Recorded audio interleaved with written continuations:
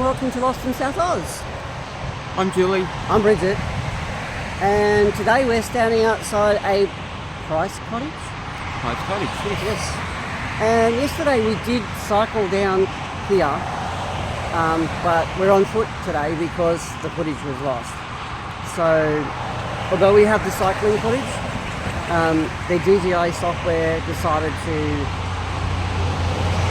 eat my footage. basically, yeah. And it's a wet day, so it's not really cycling. So, hope you enjoy it. We've got the cycling, a little bit of cycling footage for you to enjoy, and then we'll do the explore, okay? The Smithfield munition bunkers were constructed in 1941. A total of 95 explosive bunkers were built to hold 50 tonnes of explosives each, and a further 3 bunkers were built to hold 100 tonnes each, along with guardhouses, an examination house, office accommodation, and a 2-foot gauge light rail system servicing the bunkers, with electric battery locomotives. There was also a heavy rail line coming from Smithfield to this site along Davering Road. In 1962, the bunkers were closed and the munitions were removed. In 1982, the land was subdivided and sold off, and further subdivision with some of the explosive bunkers still used for residences. In 2003, the Department of Defence, which had these last 2 explosive bunkers, sold them off and subdivided the land for the current housing developments.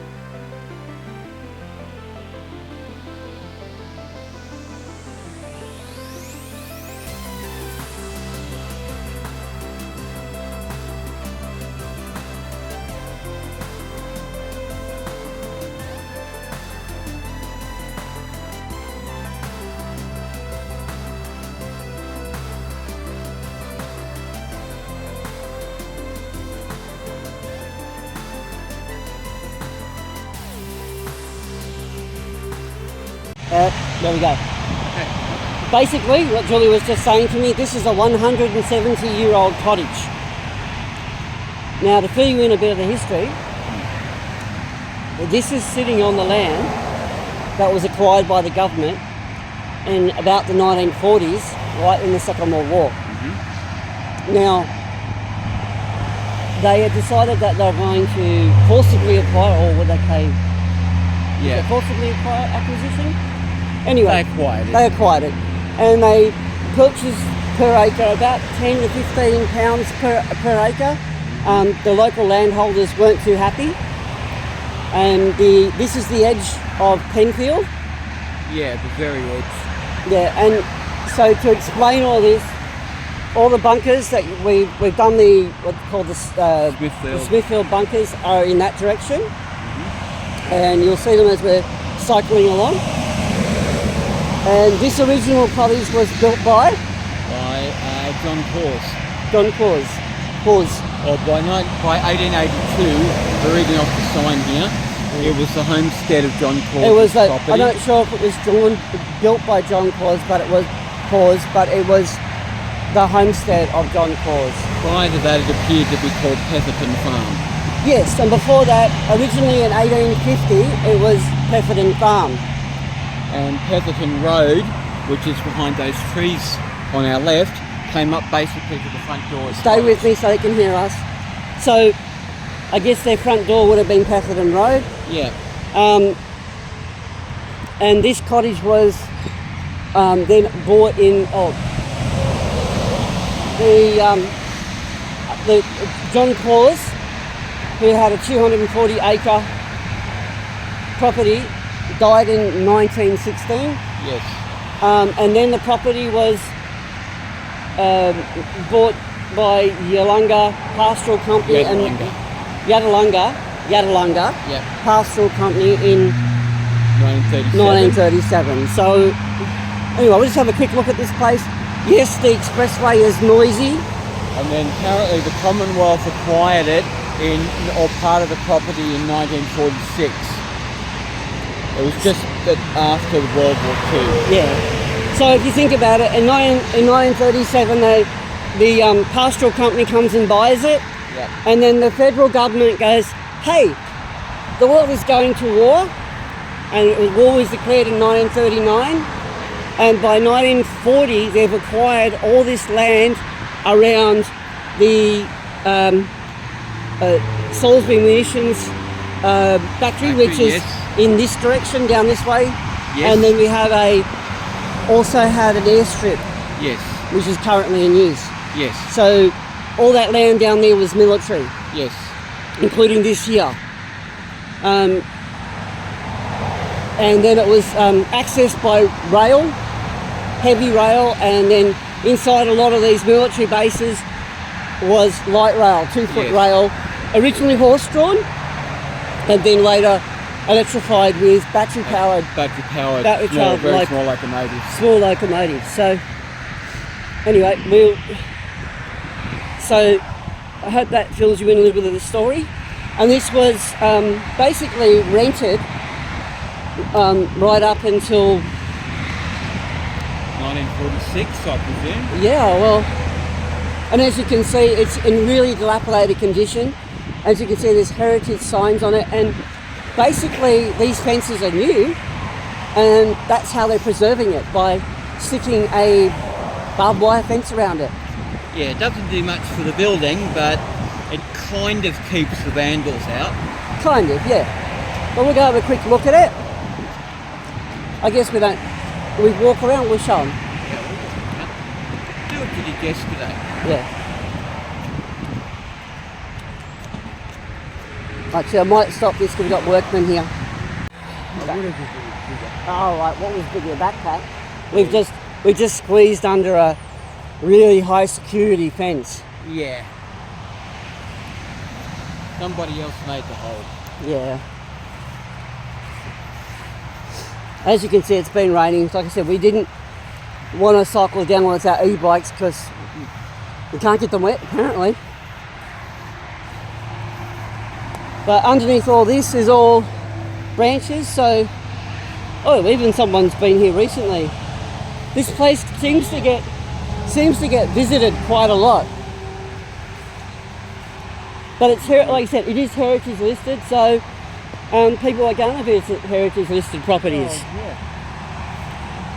Especially that this is one of the first houses in South Australia, circa 1850, but it was built towards the end of 1850. Yeah, but that's still only like 14 years after Pise was founded. Yeah.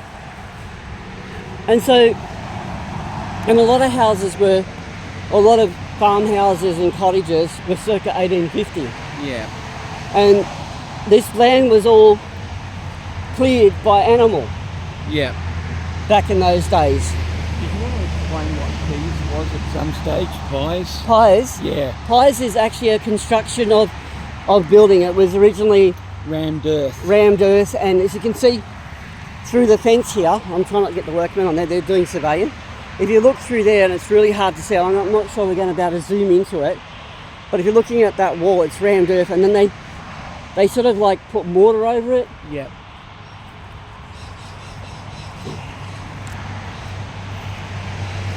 And there is somebody who has ripped a hole in the fence, not us. And this used to be a well. So when they needed water, it was there was a well that was lined with, I think, were they sandstone? I think they were sandstone lined. Okay. But they were underground wells, and that's how they got their water. And that's the big dome over the top of it. Yeah. And this obviously, in later date, would have been they would have, from what I understand, they pumped from the well up into tanks. To give you water pressure. To give you water pressure. Now,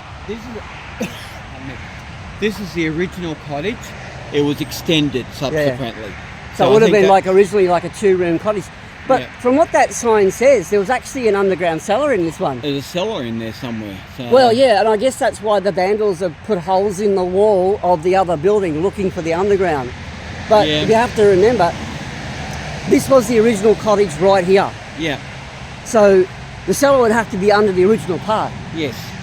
But as we noted, a lot of the buildings around the area, they had like rooms that they had underground for putting like, if they made their bread, they roast their bread in a room, and it was in a cool room under the house anyway. Yes. And that's what it would have been for. But this place gets hot in summer. Well, it's quite humid here. Not humid, it's quite hot. It's dry heat. So, and they killed their own animals, believe it or not. They didn't get all their meat on a plastic plate from Woolworths or from Coles or Aldi or anywhere else you want to go. You know, meat didn't grow on a plastic tray, unlike what most people have been brought up with. So Julie's going to take a couple of photos of this well, but it's significant, and this is an historical site. It's been deemed by the SA government as being an historical site. You want to come over this way, Jill?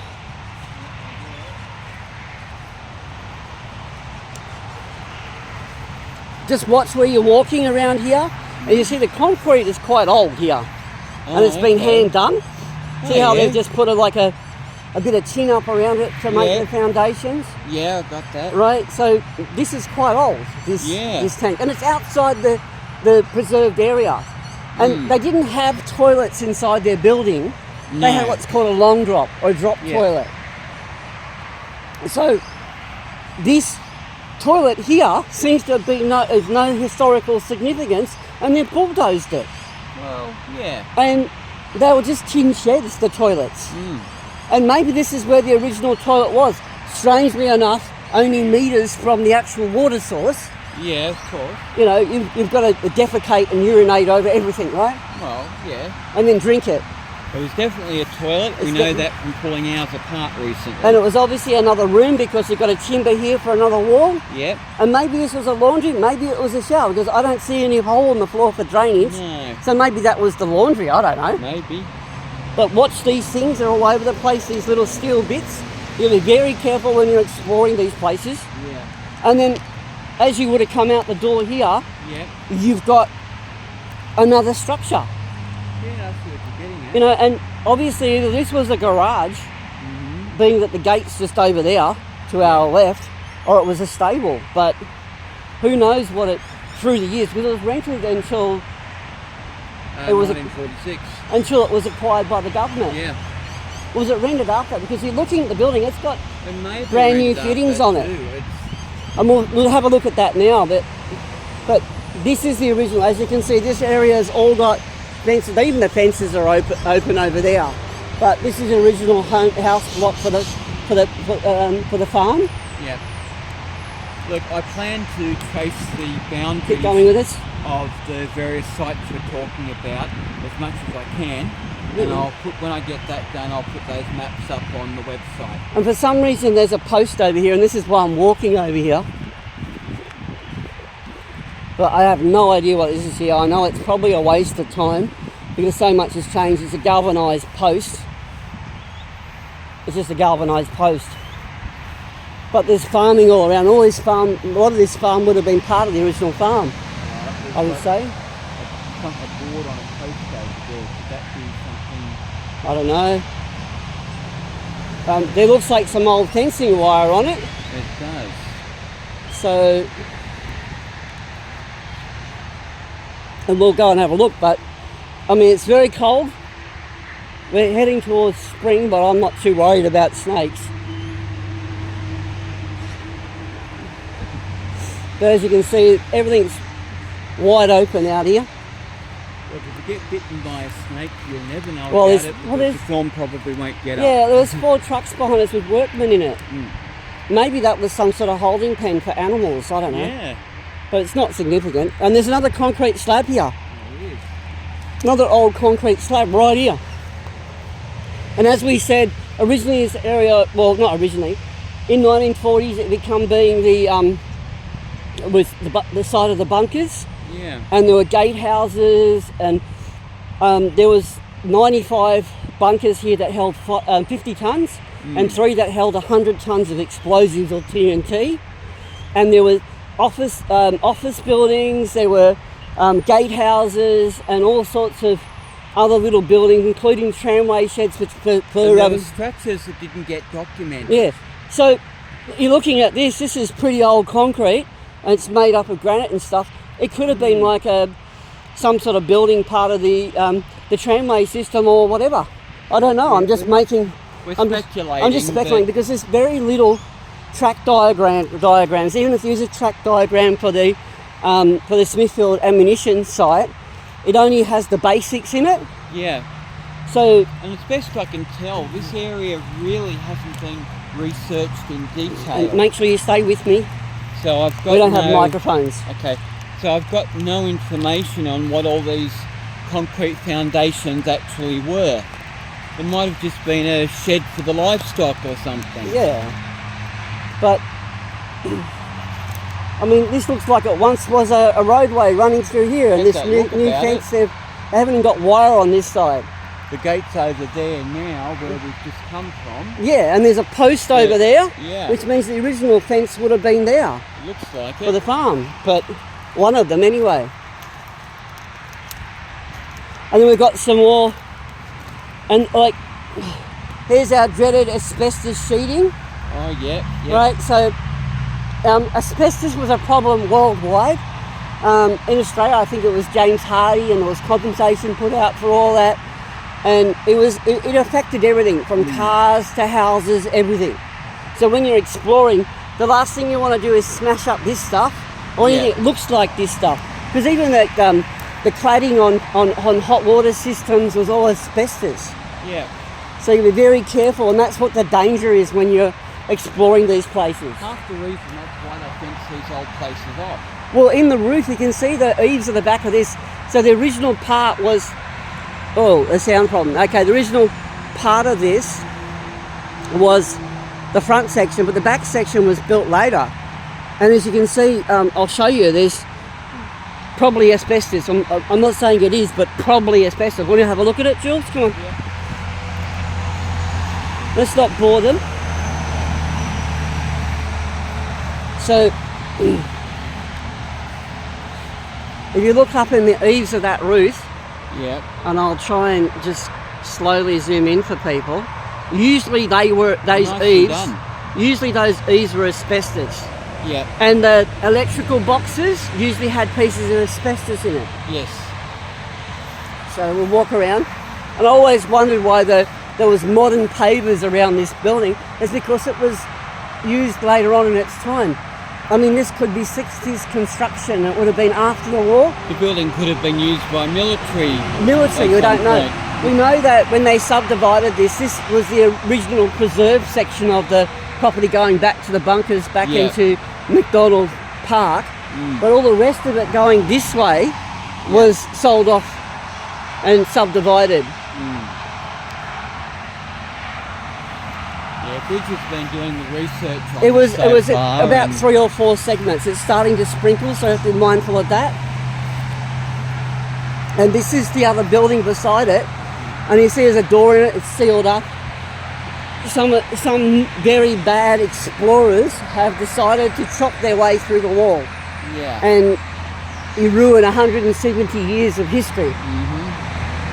And that's the biggest fear I think that a lot of these places have.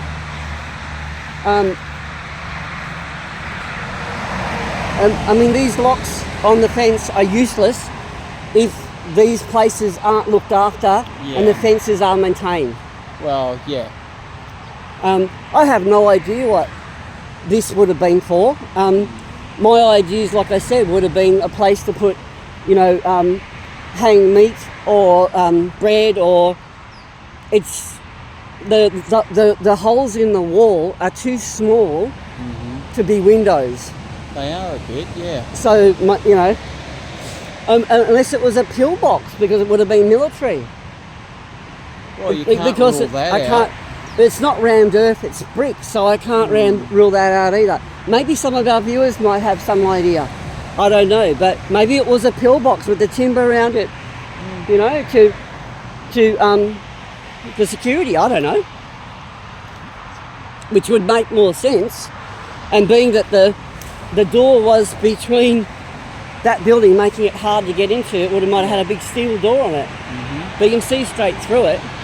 Yeah. Anyway, is there anything else you could add on this beautiful rainy morning? I think you've covered it quite Shall we well, wander Bruce. around the front and have one last look and then go, hey? Yep. I'm hoping I've covered it for everyone. We've got lots of videos on the Salisbury ammunition and on the Smithfield bunkers on our channel. Please do watch those. It's starting to be sunny. We'll go in the front, Julie. You follow me, please? As they can't hear you. Please watch those. It's a shame that this is being vandalled and destroyed, and being that it's one of the few places that it's heritage listed and one of the original buildings, one would hope that that the heritage people find some money to keep preserving this and looking after it. Wouldn't you think so? Yeah. Yeah. Yeah, what she said. What I said. Originally this was probably a thatched roof. I'm not going in there. Come on, Jules.